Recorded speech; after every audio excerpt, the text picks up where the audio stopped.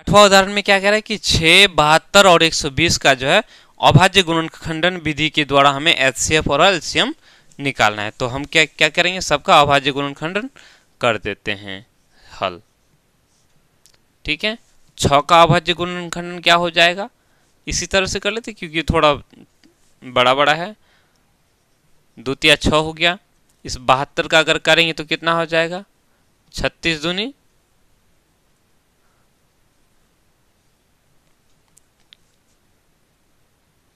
72, पुनः करेंगे 18 दूनी 36, फिर 9 दूनी 18, 3 तिया 9 हो गया। 120 का अगर करेंगे तो 60 दूना 120, पुनः करेंगे 30 दूना 60, फिर 15 दूनी 30, फिर आगे 3 5 15। ठीक है, अभाज्य गुणनखंड करना सबको आता है। तो इस तरह से ये हो गया।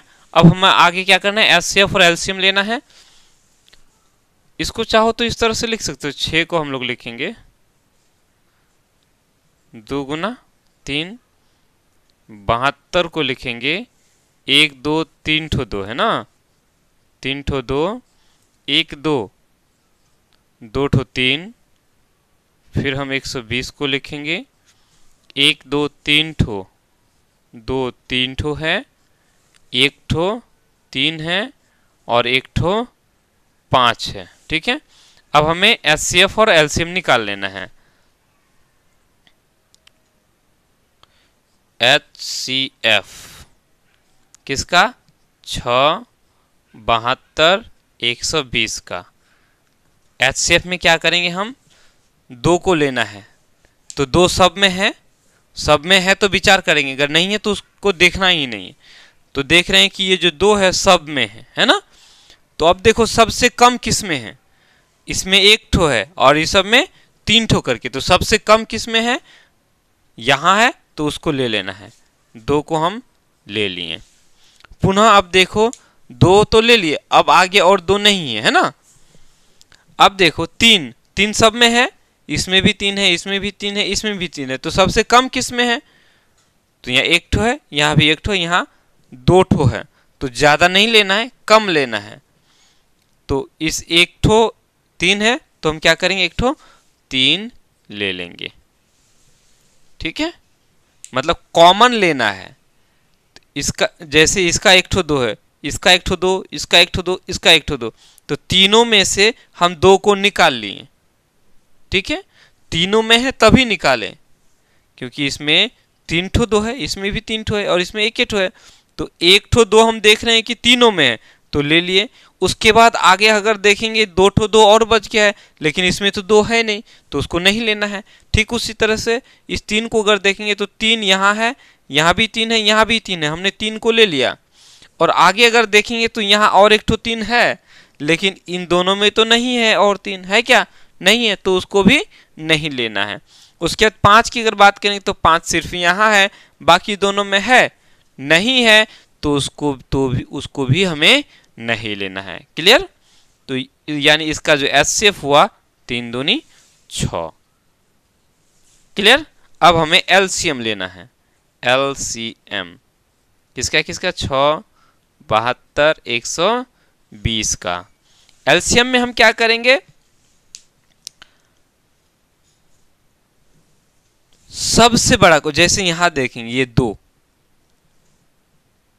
2 को लेना है, तो सबसे ज्यादा 2 किस में है, यहाँ 3 ठो, यहाँ 3 ठो है, ये दोनों में बराबर है, तो ज्यादा हुआ 3 ठो, तो इसको लेना है। 3 ठो 2 को लेना है।